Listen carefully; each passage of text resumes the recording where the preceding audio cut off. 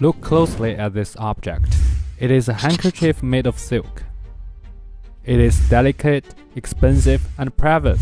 Its design serves a single purpose: to conceal, to hide the sound of the cough, to mask a spot of bright red blood, to turn a biological horror into a private aristocratic secret.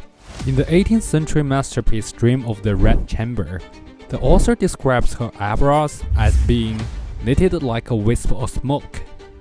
In the cultural context of that era, this disease possesses was not a disaster. It was an identity. It signified sensitivity, passion, and brilliance. The slight frown caused by chronic hypoxia and low-grade fever was romanticized into ultimate morbid beauty. But as Susan Sontag warned in her seminal essay, illness as metaphor, metaphors kill. When we view tuberculosis as a burning of passion or a purification of the soul, we remove it from the realm of the political. If the disease is about your sensitive soul, the state has no responsibility to save you. If you die because of a tragic destiny, society feels no shame. But in his new book, Everything is Tuberculosis, John Green forces us to look through the microscope at the truth. That is not Qi deficiency. That is necrosis. That is not poetic inspiration. That is Beth Spesica, a euphoria induced by toxins poisoning the brain. The bacteria does not understand poetry. It only understands consumption. Unless we tear apart this romantic metaphor, we will never stop coughing. The illusion shattered in the late 19th century, when the harsh light of modern medicine flooded in. The Chinese people discovered a terrifying truth. The fragility celebrated in the literature meant extinction in the modern Darwinian world.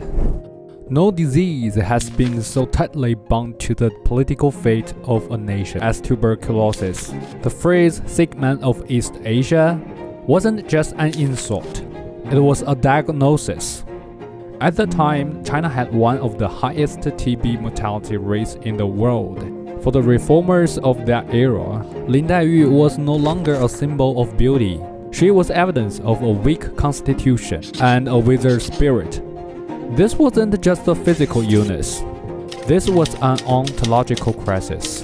This is why Lu Xun, the father of modern Chinese literature, abandoned his medical studies to become a writer. In his famous story, Medicine, he depicts the ultimate despair. Superstitious villagers trying to cure TB by eating bread soaked in human blood. He realized that microscopes and scalpels are useless. If the mind is still addicted to fantasy, we have to admit it was an ugly bacteria before we could begin to fight it.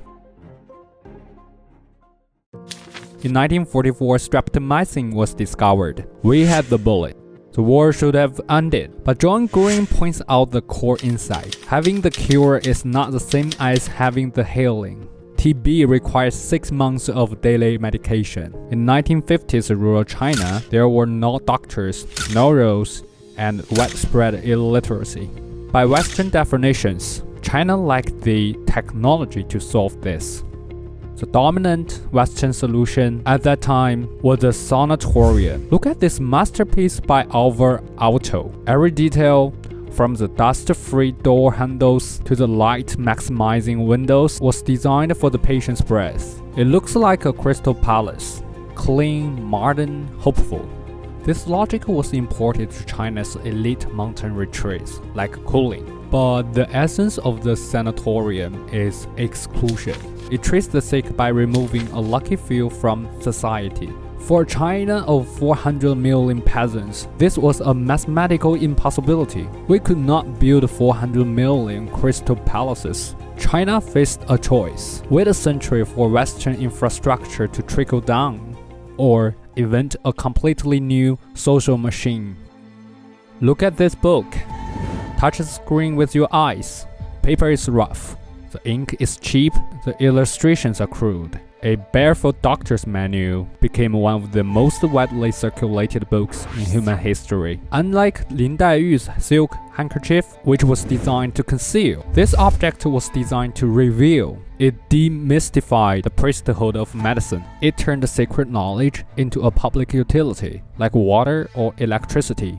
It transformed millions of farmers into barefoot doctors. The government even rewrote ancient proverbs into pandemic slogans. This is exactly what John Green calls accompaniment. Lin Daiyu died alone in her pavilion, but in the Chinese village of that era, if you didn't take your pills, the doctor would chase you into the fields and watch you swallow them. It wasn't just drug delivery. It was a restructuring of human relationships. This web of neighbors did what the Crystal Palace could not. It eliminated the blind spots. In 1978, the World Health Organization held this model as the gold standard for primary health care. China proved that even in the poorest mud, you can grow the strongest medical system. Tuberculosis is an airborne disease. It explodes our most fundamental attribute.